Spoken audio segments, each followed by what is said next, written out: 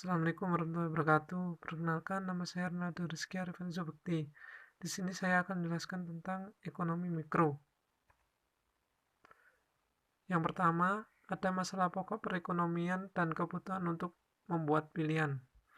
Individu atau kelompok masyarakat dalam kehidupan sehari-hari akan selalu dihadapkan pada masalah-masalah yang berkaitan dengan ekonomi, yaitu persoalan di mana masyarakat atau individu diharuskan untuk mengambil keputusan yang tepat dalam melakukan kegiatan ekonomi tersebut.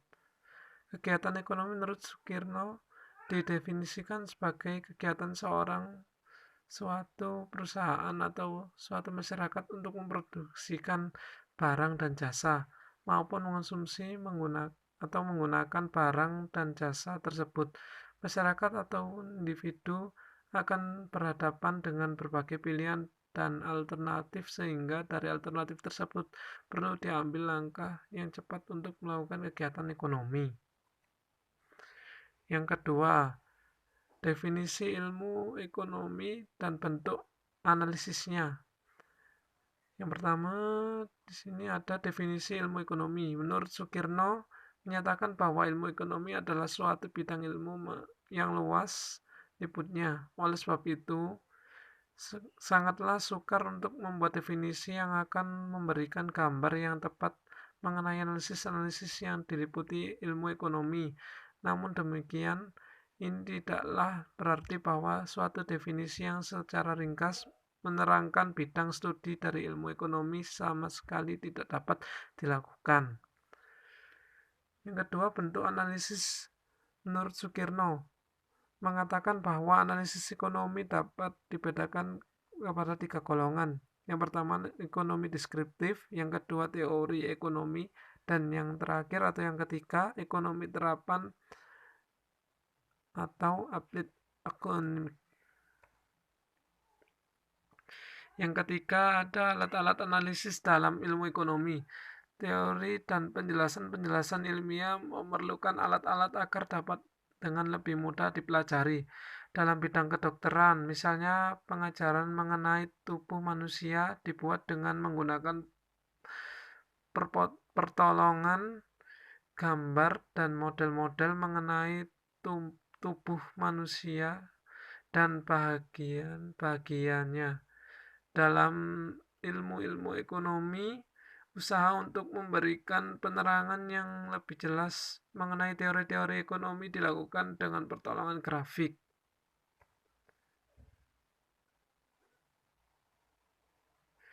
Yang keempat, peran ilmu statistik dalam analisis ekonomi.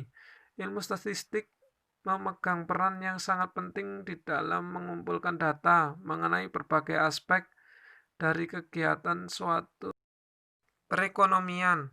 Berbagai metode statistik memungkinkan dilakukannya pengumpulan data-data penting mengenai kegiatan ekonomi seperti tingkat produksi nasional, besarnya dan perkembangan jumlah penduduk, jumlah dan jenis pengangguran, dan perkembangan tingkat harga-harga. Yang kelima, peran ahli-ahli ekonomi dalam kebijakan ekonomi. Dalam menerangkan sifat-sifat teori ekonomi telah diterangkan bahwa salah satu peranan dari teori ekonomi adalah meramalkan keadaan yang akan muncul di masa yang akan datang. Oleh karena itu, teori ekonomi dapat memberikan sumbangan yang sangat penting di dalam menentukan langkah-langkah yang akan digunakan untuk menghadapi masalah-masalah ekonomi yang akan timbul. Yang kedua, menentukan cara-cara untuk mencapai tujuan tersebut. Tujuan-tujuan utama dari kebijakan ekonomi nasional telah dinyatakan sebelum ini, yaitu mencapai pertumbuhan ekonomi yang cepat, menciptakan kestabilan harga, membasmi pengangguran, dan mewujudkan distribusi pendapatan yang merata. Tujuan-tujuan ini ada kalanya saling bertentangan satu sama lain. Misalnya, usaha untuk mengatasi pengangguran dapat menimbulkan inflasi atau usaha untuk mempercepat pertumbuhan ekonomi dapat memperburuk distribusi pendapatan. Yang keenam, atau yang terakhir, mikroekonomi dan makroekonomi. Sebelum mempelajari dan mendalami berbagai bidang pengususan tersebut, seseorang ahli ekonomi perlu terlebih dahulu mengenal dua teori pokok dalam analisis ekonomi, yaitu teori mikroekonomi dan teori makroekonomi. Yang pertama ada teori mikroekonomi. Menurut Sukirno, mengatakan bahwa mikroekonomi dapat didefinisikan sebagai bagian dari ilmu ekonomi yang menganalisis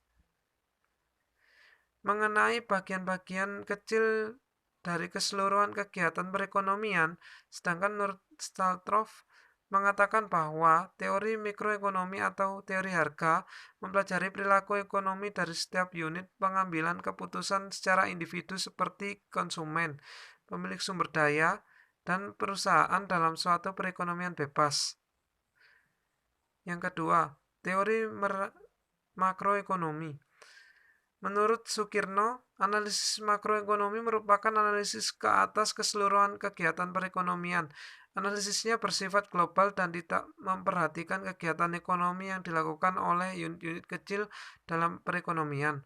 Dalam analisis mengenai kegiatan pembeli dan dalam merekonomi, mereka dinamakan sebagai konsumen. Yang dianalisis bukanlah tingkah laku seorang pembeli, tetapi keseluruhan pembeli yang ada di pasar. Begitu pula dalam menganalisis tingkah laku produsen, yang diamati bukanlah kegiatan seorang produsen, tetapi kegiatan keseluruhan produsen dalam perekonomian. Baiklah, itu tadi adalah presentasi dari saya. Sekian, terima kasih. Wassalamualaikum warahmatullahi wabarakatuh.